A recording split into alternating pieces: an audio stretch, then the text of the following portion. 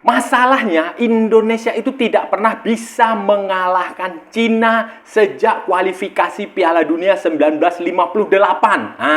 Jadi pertandingannya tahun 1957 itu di pertandingan resmi ya saudara-saudara ya, di turnamen resmi ya, di ajang resmi ya. Sementara di ajang tidak resmi, Indonesia terakhir kali mengalahkan Cina itu pada tahun 1987 di Kings Cup, di Piala Raja Thailand. Halo saudara-saudara, jumpa lagi dengan komentator gadungan di sini. Dengan komentator yang gadungan. Seperti biasa, saudara-saudara, seperti biasa. Kalau kita sudah bertemu, pasti akan ada yang kita bicarakan, akan ada yang kita perbincangkan, kita ulas, kita analisis, kita cakap, kita bacotin, kita gibahin, kita cangkeman tentang sepak bola di seputaran Asia Tenggara, di negara-negara tetangga, negara-negara sahabat, negara-negara serumpun, negara-negara jiran, negara-negara Indonesia, Malaysia, Thailand, Vietnam, Laos, Myanmar, Kamboja, Filipina, Brunei, Darussalam, Singapura, Timor Leste, Australia, Wakanda, Konoha, negara api, negara angin, negara air, negara dongeng, dan sekitarnya. Semua akan kita bicarakan secara fair, secara jujur, secara adil, tanpa muatan politik, tanpa kebencian, tanpa provokasi, hanya berdasarkan fakta dan bukan klaim semata, saudara-saudara. Tidak ada hoax, tidak ada hoax, tidak ada hoax, dan tidak lebay. Baik yang sudah lama maupun yang terkini. Bebas, saudara-saudara, bebas, bebas, bebas. Yang penting, sopan.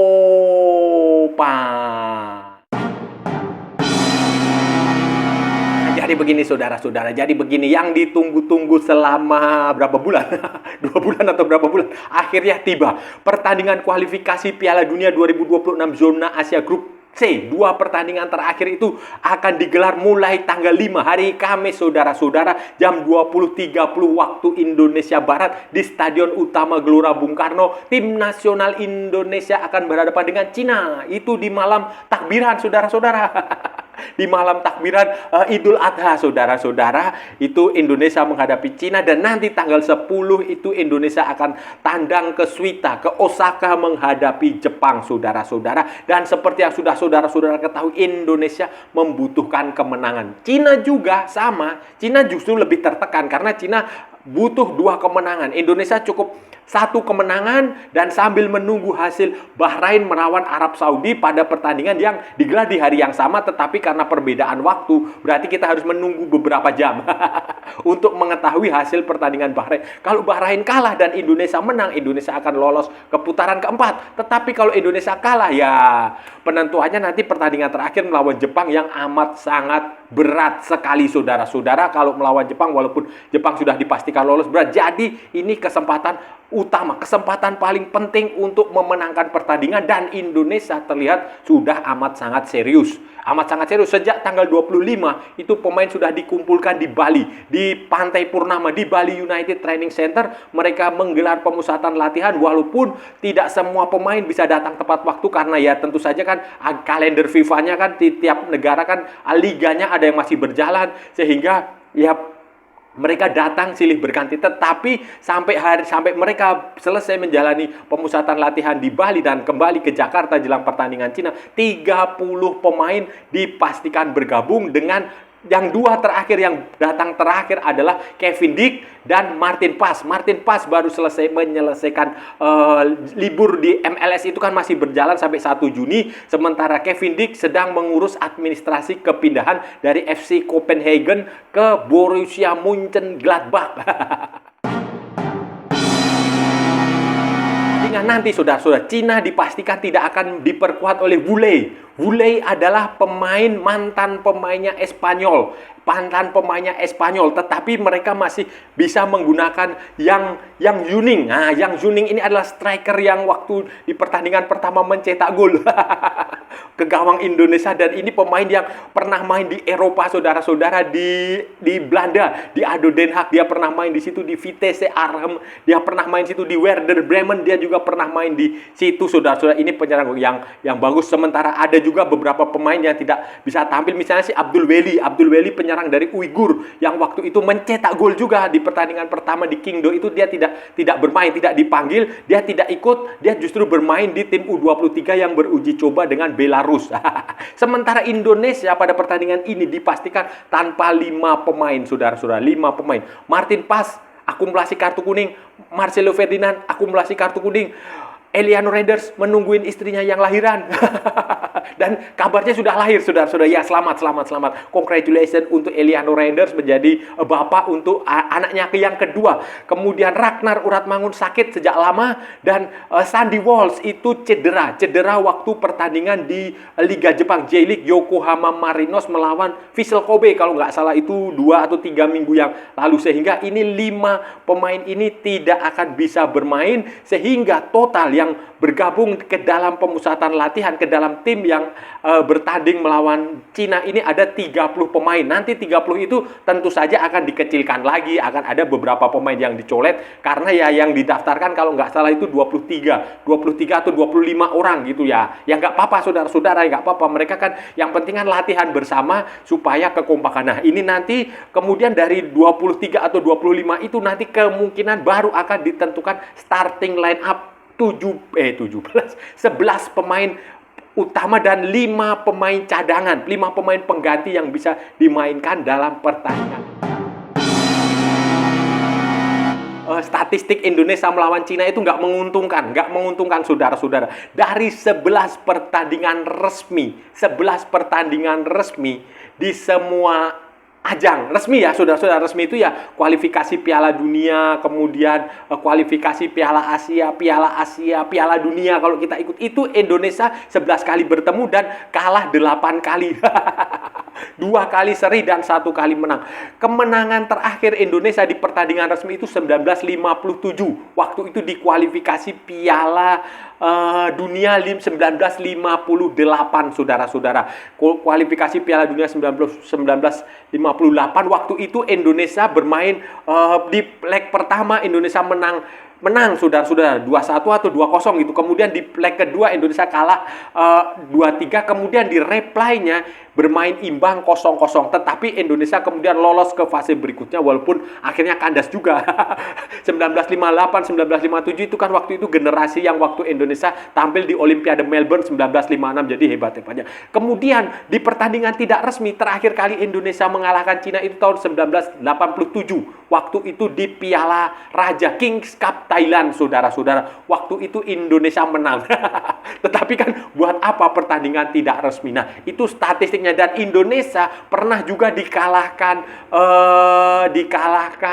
Cina 5-0 waktu Piala Asia 2004. Waktu itu Piala Asia di Cina, Indonesia tergabung dengan Cina, dengan Qatar dan dengan Bahrain. Kalau Bahrain atau mana ya? Pokoknya waktu itu Indonesia kalah dengan Cina, tapi waktu itu Indonesia mengalahkan Qatar asuhan Philippe Troussier. Dan setelah itu Indonesia Philippe Troussier dipecat dan dejavu ketika pertandingan melawan Vietnam yang beberapa waktu lalu Philippe Troussier juga dipecat setelah kalah dari Indonesia. Jadi itu terakhir kali Indonesia berhasil mengalahkan Indonesia pernah dibantai 5-0. Indonesia terakhir kali menang lawan Cina di pertandingan resmi 1957, di pertandingan tidak resmi 1987. Jadi ini head to headnya statistiknya memang tidak menguntungkan Indonesia. Saudara-saudara, saran saya menghadapi Cina nggak usah mencoba untuk bermain 4-3-3. Nggak usah sok-sokan bermain seperti tiki-taka. Nggak usah sok-sokan bermain ball possession seperti Barcelona, seperti Manchester United. Manchester City, seperti mana lagi ya? Seperti Liverpool, seperti Real Madrid, seperti tim nasional Jepang. Nggak usah. Lupakanlah bermain indah, lupakanlah bermain cantik, lupakanlah total football, lupakanlah sepak bola gaya Belanda, lupakanlah. Yang penting adalah menang. Karena itu yang kita butuhkan. Main indah, cantik, tapi nggak menang, buat apa? Menang skor besar tapi nggak lolos ke Piala Dunia buat apa? Yang penting menang, walaupun 1-0, 2-1, 2-3, 3-2 atau berapapun, yang penting menang. Dan untuk bisa memenangkan pertandingan, saran saya bermainlah dengan skema 3-4-3. Nggak usah malu meniru apa yang dikerjakan oleh Sintayong. Nggak usah malu, karena memang kemampuan kita begitu segitu. Kemampuan kita, kelebihan kita ada di pemain bertahan yang cukup banyak. Dan itu 3-4-3 saya rasa akan menjadi formasi yang cukup ideal lah. Dan jangan lupa, Cina ini dia punya pemain yang cepat tetapi powernya bagus. Kita belajar dari kekalahan di pertandingan pertama di Qingdao. Bagaimana kesalahan-kesalahan komunikasi di situ, kesalahan koordinasi, kemudian dihukum oleh Cina yang bermain cepat, menusuk, kemudian dengan power pemainnya yang cukup bagus. Nah, itu menjadi pelajaran berharga. Dan menurut saya 3-4-3 dengan pemilihan pemain yang tepat akan bisa mendapatkan kemenangan melawan Cina 1-0. Tidak masalah. Yang penting menang, saudara-saudara. Yang penting menang. Bermainlah yang disiplin, bermainlah yang bagus. Kurangi kesalahan sendiri, jangan membuat kesalahan sendiri. Berkomunikasilah dengan baik, yang kompak kayak gitu. Skema 3-4-3, saudara-saudara, saran saya adalah penjaga gawang, kipernya kasih kesempatan kepada Emil Audero. Martin Pas nggak mungkin main kan, berarti Emil Audero. Cadangannya ya Hernando lah. Hernando kasih duduk di bench sama si Nadeo. Dua kiper cadangan itu masuk di situ. Itu di kiper ya. Kemudian di backnya 3 pemain belakang ini jangan mainkan Messilger. Messilger ini dia bagus, kuat, tetapi dia tidak cepat. Nah, yang kita butuhkan adalah melawan Cina adalah pemain bertahan yang kuat tetapi cepat. Nah, dan opsinya adalah Jay Itzes sebagai kapten tim, kemudian Rizky Ridho sebagai back yang cukup cepat dan kuat juga karena itu dia bisa lari dari depan ke belakang sangat cepat. Kemudian Justin Hubner. Nah, Justin Hubner di situ akan menjadi 3 pemain ini akan menjadi trio yang bagus. Yang penting Justin Hubner, masukan saya jangan emosi, jangan terpancing, jangan mengamukan, jangan gampang membuat ulah lah. Itu 3 pemain belakang itu. Kemudian di tengahnya saudara-saudara, 4 pemain tengah itu untuk 2 sayapnya ini, 2 sayap kiri dan sayap kanan. Sayap kanan kasih kesempatan kepada Kevin Dick. Kevin Dick dia bisa main di situ, dia cukup bagus dan dia recovery-nya tidak butuh waktu lama. Kalau dia dalam kondisi bugar dia bisa main di situ. Di kirinya kasih kesempatan kepada Calvin Verdong. Calvin Verdong termasuk pemain yang sangat stabil, konsisten dia bermain di situ. Musim ini juga dia tampil cukup bagus bersama Nick Schmeichel di Belanda sana, saudara, bahkan dia sempat menjadi kapten. Kemudian di tengahnya 2 pemain tengahnya itu kasih kesempatan kepada Tom Hai sebagai kreator, sebagai orang yang mengatur irama permainan, membagi bola, passing kreatif. Kemudian butuh pelindung. Nah, pelindungnya ini bisa Joy Pelupesi, bisa Ivar Jenner, atau bisa Ricky Kambuaya, saudara-saudara. Tetapi ada baiknya, menurut saya lebih pas itu adalah Joy Pelupesi berduet dengan Tom Hai di situ. Sementara pemain seperti Nathan ya lupakanlah terlebih dahulu. 3 penyerang di depan. Nah, 3 pemain depan ini agak kesulitan, agak pusing lah saudara-saudara. Kenapa? Karena tadinya Ragnar Uratmangun nggak main kan, cedera. Seharusnya Eliano bisa main di situ. Tetapi kan Eliano juga tidak bisa. Jadi posisinya kalau untuk di depan ini penyerang tengah sudah pasti akan kasihkan kepada Ole Romney. Ole Romney dia oke lah, Ole Romney top Ole Romney kasih. Nah, di sayap 2 sayap ini usul saya, saudara-saudara, opsi yang bisa dipertimbangkan, yang bisa dimainkan di situ ada Yakob Sayuri dan Egy Maulana Fikri. Egy Maulana Fikri adalah pemain yang memang disenangi oleh yang sejak dipantau oleh Patrick Kluivert. Kenapa? Karena dia main di Dewa United dengan pelatih dari Belanda. Jadi sehingga dia akan mudah beradaptasi dengan idenya Patrick Kluivert, idenya Alex Pastoor. Sementara Yakob Sayuri kita tahu sudah lama nggak main karena dia ya cedera. Beberapa kali pemanggilan timnas dia absen karena cedera. Tetapi secara kualitas dia bagus, main di Maluku Utara United dia juga bagus, saudara-saudara.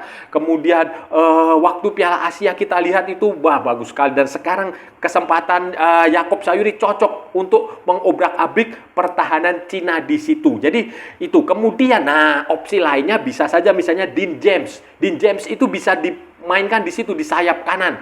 Waktu pertandingan melawan Australia kan Dean James yang main di situ kan, saudara-saudara, Dean James. Kemudian di kirinya Selain Dean James juga bisa Rafael Strike. Rafael Strike itu juga bisa menjadi opsi. Tetapi menurut saya yang paling masuk akal yaitu tadi Egy Maulana Fikri di kanan atau di kiri, Yaakob Sayuri di kanan atau di kiri. Di kanan, Egy di kiri, kemudian Ole Romney di tengah, dan biarkan Ole Romney bergerak di sekitaran kotak penalti karena ini pemain yang bandel, pemain yang liar. Kalau dia berada di kotak penalti itu dia bahaya sekali. Itu akan membuat pemain Cina kesulitan. Sementara Yaakob dan Egy agak melebar ke sayap, ke belakang, mencari ruang, memasok bola, menarik pemain-pemain pertahanan Cina untuk keluar, untuk memberi kesempatan kepada Ole Romney beraksi di situ. Saudara, itu tadi pembahasan kita hari ini, saudara-saudara.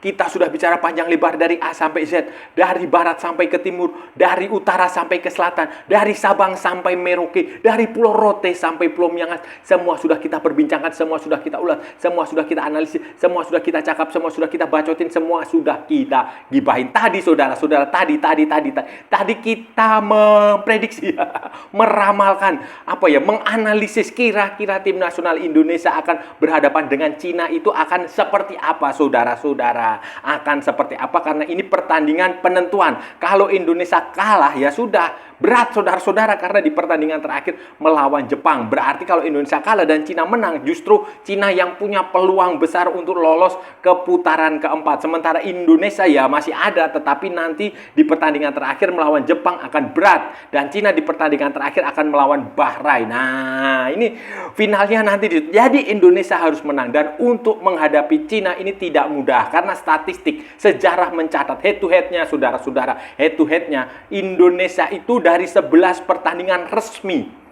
ya, saudara-saudara ya, resmi ya, kita hanya mampu menang 1 kali. Itu tahun 1957 pada kualifikasi Piala Dunia 1958. Nah, kemudian 2 pertandingan imbang dan sisanya kita kalah. Kita pernah dibantai 5-0 di Piala Asia 2004 yang diselenggarakan di Cina, saudara-saudara. Dan pada pertandingan terakhir kita kalah 1-2 di Qingdao, saudara-saudara. Walaupun demikian, Cina juga sedang dalam kondisi yang tidak bagus karena mereka 3 pertandingan terakhir itu mereka menelan kekalahan dan sekarang mereka menjadi juru kunci, saudara-saudara. Beberapa pemain Cina juga tidak tampil, saudara-saudara. Wulai tidak bisa bermain, cedera. Kemudian ada lagi si Abdul Weli juga tidak dipanggil, justru dipanggil ke tim nasional U23. Tetapi mereka punya Yang Yuning, striker yang sangat tajam, sangat bagus, sangat kuat, sangat cepat, sangat kokoh. Sementara Indonesia 5 pemain sudah dipastikan absen. Marcelino Ferdinand, Martin Pas, Ragnar Uratmangun, Sandy Walsh, dan Eliano Reinders. 5 pemain dipastikan absen dan formasinya menurut saya, saudara-saudara, kemungkinan besar, seharusnya, ini bukan kemungkinan ya, seharusnya, idealnya, saudara-saudara, idealnya Patrick Kluivert menggunakan formasi 3-4-3.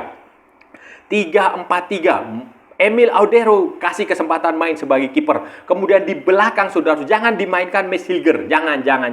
Saya rasa jangan main Max Hilger karena mending trio Rizky Ridho, Justin Hubner, dan Jay Itzes. Itu menurut saya opsi yang cukup masuk akal. Kemudian di tengahnya, saudara-saudara, di wingback kanan, sayap kanannya itu kemungkinan besar, saran saya adalah Kevin Dick. Kemudian di tengah itu ada Joy Pelupesi dan Tom Hai, atau bisa Ivar Jenner atau Ricky Kambuaya di situ. Kemudian di kirinya lebih baik Calvin Verdong. Sementara di depan, saudara-saudara, di depan itu Dean James bisa masuk di situ, bisa masuk di sayap. Tetapi saya rasa lebih bagus Egy Maulana Fikri dikasih kesempatan main. Kemudian Yaakob Sayuri, saudara-saudara, Yaakob Sayuri diberi kesempatan main bersih itu karena untuk menggantikan Marcelino Ferdinand dan Ragnar Uratmangun. Sementara Ole Romney biarkan tetap menjadi striker di tengah. Dan ya, semoga berhasil.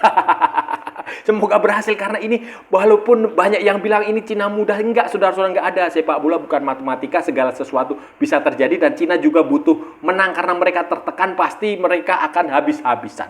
Dan saya rasa sudah cukup ya pembahasan kita kali ini. Kalau ada salah-salah ya mohon maaf, namanya juga gadungan, saudara-saudara. Wajar kalau gadungan itu salah, tetapi kalau benar berarti sebuah kebenaran. Kalau saudara-saudara merasa channel ini bermanfaat, berguna, menghibur, menginspirasi, silahkan like, share, and subscribe. Tapi kalau tidak, saudara-saudara, abaikan abaikan saja, skip, jangan ditonton. Tetapi jangan nyampah. Jangan membuat komentar-komentar yang menghina, menghujat, melecehkan, merendahkan orang maupun negara lain. Santai aja, ini hanya bola. Kita cari teman, bukan cari musuh.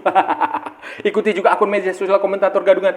Ada di Instagram, ada di Facebook, dan ada di TikTok yang bukan TikTok Shop, saudara-saudara. Oke, sampai bertemu lagi di edisi-edisi berikutnya dengan tema-tema yang jauh lebih tidak bermanfaat, dengan tema-tema yang jauh lebih tidak berguna, dengan tema-tema yang jauh lebih membagongkan. Salam olahraga dan merdeka.